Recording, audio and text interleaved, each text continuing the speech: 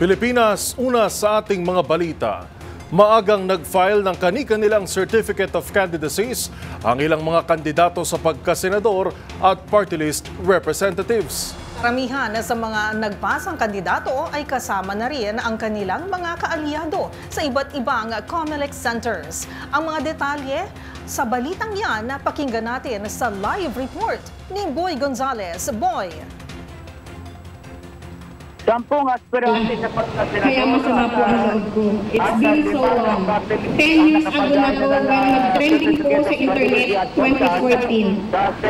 Sorry, do you remember? Yes po. The original biometrics and all the senatorials actually known about it. The private individual behind corporates and governance.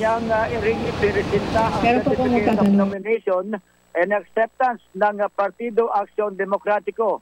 Sunod na naghain ng COC bilang independent si Senator aspirant si David Paulchan na isang mechanical engineering graduate, habang pangatlo namang naghain ng COC para sa pagkasenador ang electrician na karpintero na si Alexander Encarnacion.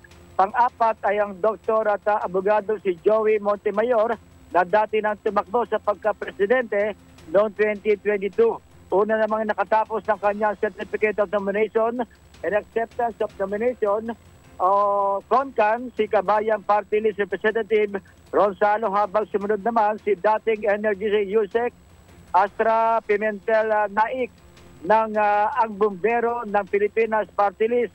Naghain na rin ng kanyang kandidatura sa Senate Majority Leader Francis Tolentino para sa kanyang re-election. Kasama niya si Cavite Governor John Vic Remulla, POC President Bambol Tolentino, Caloocan City Congressman Ayong Malapitan. Sinabi ng senador na siya ay nakaalay sa Administration Party na alyansa ng Bagong Pilipinas dahil sa paniniwala na nasa maayos ang tinatakbo ng ekonomiya ng bansa. Para sa NBC TV Network News, ito si Boy Gonzales, una sa Pilipinas, una sa Pilipino.